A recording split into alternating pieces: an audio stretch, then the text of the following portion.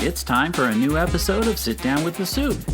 In this episode, an update on the district's financial situation and how we'll share new information moving forward. Also, our commitment to student and staff safety. Our Director of Safety and Security answers questions about recent security incidents and our ongoing work to keep schools safe. And students at Evergreen High School dig in to careers in construction, how this first-of-its-kind hands-on learning experience is helping students explore new career paths. And Teaching Hope, how students at Pioneer Elementary School are learning the value of kindness and helping others. Hello and welcome to Sit Down with the Supt. I'm Craig Bernbach. I work in the Communications Department here at Evergreen Public Schools, and I'm your host for Sit Down with the Supt, the show where Superintendent John Boyd shares information about the important issues and decisions that impact your schools and your students. In this episode, Superintendent Boyd will give a 2024-25 budget update, plus EPS Director of Safety and Security Shane Gardner is going to join us to discuss school safety, and we'll show you how students at Evergreen High School got their hands dirty learning about careers in construction. Right now, I want to welcome in Superintendent John Boyd. As always, thanks for being here. And we're going to start with our feature picture. I'm very proud of this. I took this picture. I'm just going to be honest. This is one of our amazing music teachers. This is Chibia Yulinwa. She is conducting the Covington Orchestra at one of our holiday assemblies, one of our music and arts teachers. Yeah, we have just the most amazing music program. I would put our music programs against any in the Pacific Northwest. I've had the opportunity to sit into many of the concerts, and if you close your eyes, you feel like you're in a concert hall. It's just amazing, and she's one of the best. Yes, awesome. We are going to start with a difficult topic. We're going to talk about our budget situation 24-25. And last month, John, you sent a letter to our entire community, letting them know that at this time the projection is that EPS is going to have to do budget reductions between $16 and $20 million.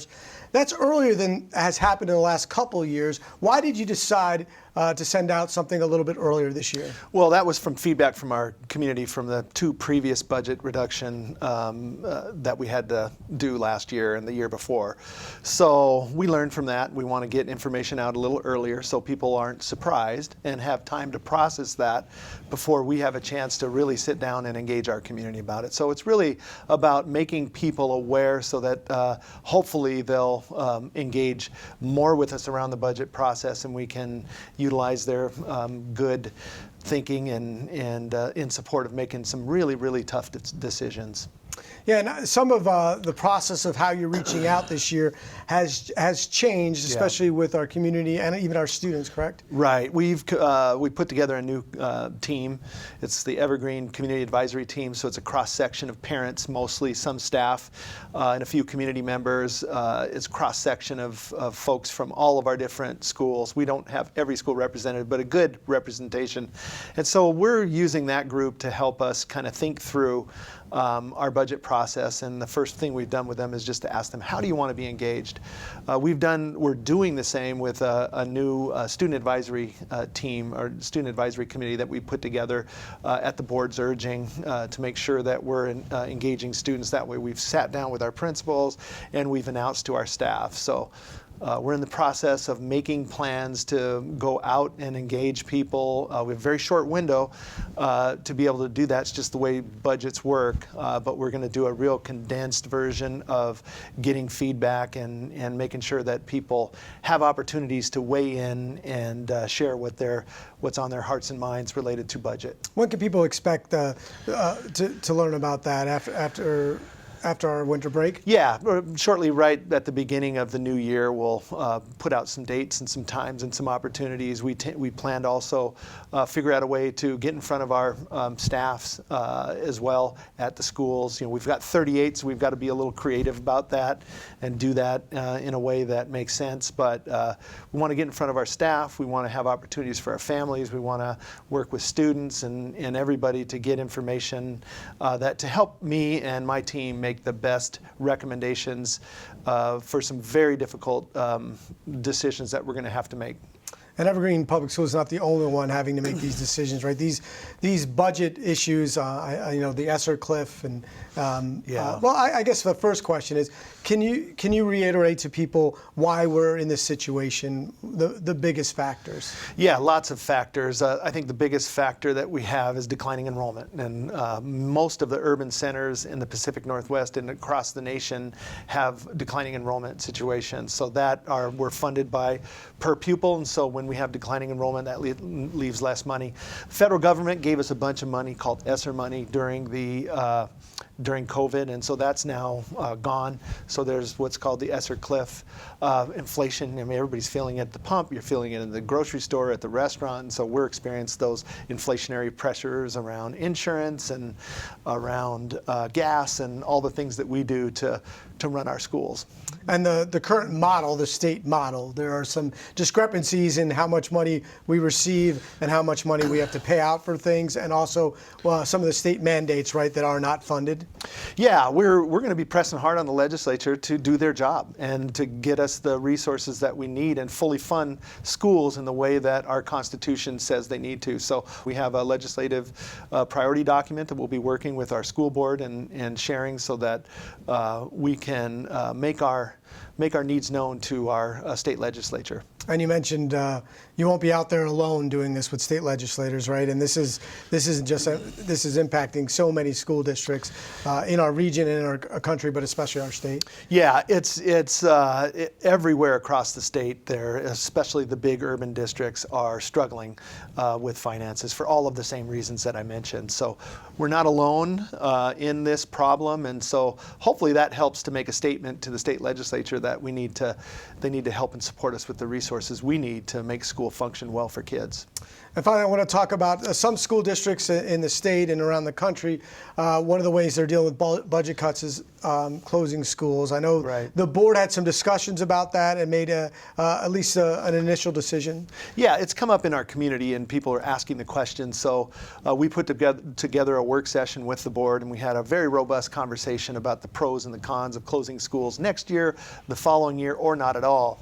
And so the decision was made, and I support it 100%, of not closing schools for next year. But after this budget process, we're going to have to give some real good consideration to that in the future. So we'll revisit it in June or July with the board and start having conversations about the future if and when we close schools. But until then, no schools will close for the following year.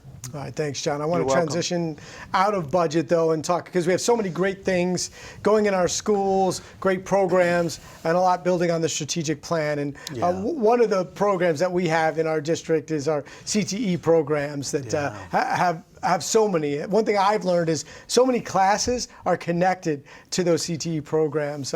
We have one of the best in the state.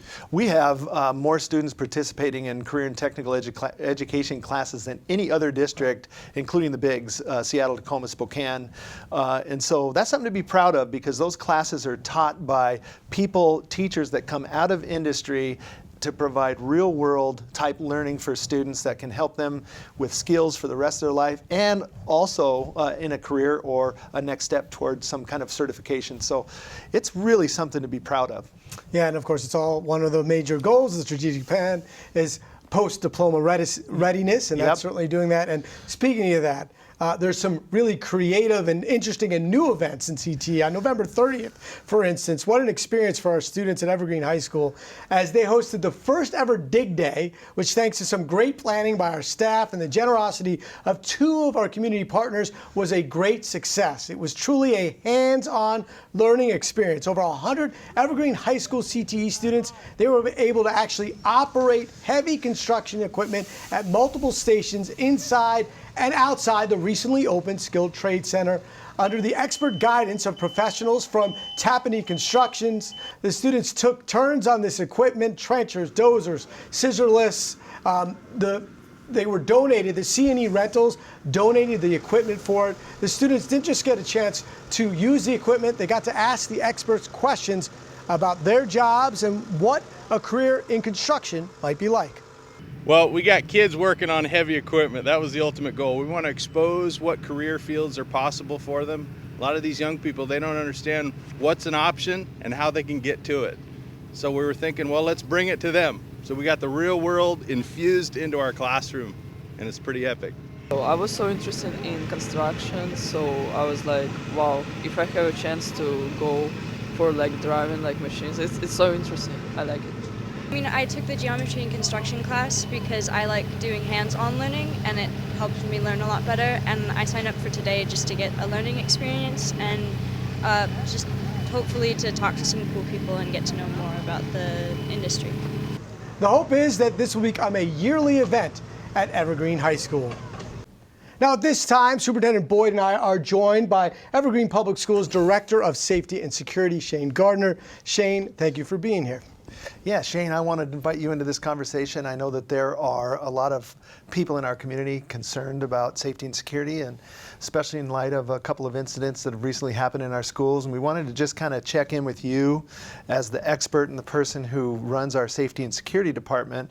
What's your assessment of what's happening? Are we seeing elevated safety and security issues? Are we seeing elevated behaviors out there? Can you give us a sense of what's happening? We definitely are experiencing elevated behaviors, whether it's on the heels of COVID, where kids spent some time not being socialized like they normally are, and now they're back in relatively tight quarters with a lot of kids again, or it could be kids' access to social media and phones and the influence of TikTok and some of those things. But we definitely, the behaviors that we were experiencing this year seem to be more extreme than in years past, for sure. And Shane, with what you're talking about, what kind of maybe adaptions has your security staff taken, knowing that there's been elevated incidents? So we're fortunate to have great relationship with both law enforcement agencies that serve our district. Clark County Sheriff's Office services 9 of our schools, and then Vancouver Police service the others. And we're working closely with them to talk about these incidents. We had a shooting incident at Evergreen High School on October 19th, and quite a scary event. What that incident showed us is that our protocols did work, that we have a horrific incident like a shooting on our school campus. Our staff went into lockdown. Our staff did what they were supposed to do as far as communicating and locking the building down. And then afterwards, we did after-action review with law enforcement to all talk about what happened and what we could do better if it were to happen again. Yeah, we did after-action reviews here with staff at the district office and schools. You talked about the one meeting with law enforcement. That was a large group meeting, right, John, where we brought in many partners. Can you describe a little bit what happened there? Well, Shane set it up. He could probably do a better job describing it, but we had law enforcement, we had CRESA, we invited a couple of our neighborhood districts to come in, and all of our district leaders and other folks that were involved in the incident, and were led by CRESA through a very detailed after-action review that gave us information about, a lot of things that went well, but some things that we can improve upon. And so Shane's done a great job of taking that information and working with our leadership team to ensure that moving forward, we have made the adjustments necessary. I think it's a good time to point out that we have a community event coming up at the district office. That's on January 11th. Now, this is an anti-gun violence community meeting where EPS is partnering with the Victory Athletic Exchange. The event, it's 6 o'clock, January 11th. Once again, that's at the district office, and everyone is invited. So I'm going to go to you, Shane. I know we're always talking about the information we can share with our families and our students and our staff. What are some things that parents or even students can do to help us in keeping our schools safe? Yeah, really, we know that kids at this age have a lot going on, and we try to build relationships with them through all of our administrators and our staff to get an idea what's baseline and what's not, and to build that trust, because we know that they're going to share information about their peers with us. So the watch and warn culture, some call it a see something, say something, that's important. And then also just monitoring online behavior of your kiddos when If you've provided your student with a phone, then we highly encourage you to monitor what they're doing with that phone, both on social media and on the internet. We have internet monitoring service that monitors what kids do under their school profile for self-harm or violence or those kinds of things. And we see often that there's a lot of kids out there hurting, and so we encourage parents to watch over their activities on social media and on the internet and stuff as well. Now, sometimes parents want to know about what happens when there is an incident and a student is involved. And we're not allowed to talk about discipline with individual students, but there are consequences to actions, right? I know that people have talked about weapons on schools, and some of those disciplinary policies are ours, but some are the states as well, right? 100%. Yeah, there's RCWs, laws in the state of Washington regarding students bringing a gun on campus and the requirement for expulsion. The law says shall for 365 days. There's also for dangerous weapons. There's that we will notify law enforcement. And again, we work closely with law enforcement on these issues for consultation, as well as just for providing information and background of what happened. Superintendent Boyd, anything you want to add? No, I think Shane mentioned it. I do want to add that, a weapon on a school campus is still an extremely rare event, and we just happen to have that, those shots fired at the campus. Also, I think Shane mentioned it, it starts with belonging. Students feel like they belong and they're part of the school community, so they'll come forward to us and they have the relationships to share information. It's the proactive piece that really is important there. And so if we can get to the point we're working hard on that through our strategic plan, I mean, we have each school's making a plan around belonging. They have specific actions they're doing, and they're monitoring how students are feeling about themselves in schools. And so those are the types of things that I'd add to the conversation. Well, that kind of sets me up perfectly, because we're going to transition to a story that is a bit about belonging. This is at Pioneer Elementary School. Their entire school is creating their own brand of hope, and their hope, well, it's all about helping others. What do you like about helping people? Is that they will make them feel better and that they will have a better day. It's hard to argue with that philosophy. My hope is that we can show some empathy. So what would it be like if everyone was committed to helping others? Well, Pioneer Elementary School is committed to finding out. What does HOPE stand for? Helping others pursue excellence. This fall, Pioneer Principal Jenny Hayworth and her staff decided to theme the entire school around this kind of hope. We felt strongly that students also have a gift of giving to others and helping others. So we want to showcase and teach and train and practice helping others so they can pursue excellence, and internally that student helping someone else helps them pursue excellence as well. And just a few months in, the hope philosophy is spreading. Hope to me is like helping people realize that one small thing, such as like smiling at someone, can make someone's day. Yesterday I had a student who was out of the room for a minute, and another student from across the room came up to me and said, "Can I set their desk up so that they're ready to go when they get back?" And just that thinking about others without being told to do that. While it's true many of the Hope Acts are now happening organically, Pioneer has specific projects planned to lead the way. Older students work with our younger students, and they don't get a reward for it, like a certificate or a paw. They just get the experience of helping our kinders and our first graders. Sometimes we can help each other have hope. Wouldn't that be a great buddy project for us to do together? I thought so too. On this day, 5th graders are working with kindergartners to create cards to be shared with an EPS staff member who's going through a difficult time. How do you feel when you help someone? I feel great because I made somebody else's day better.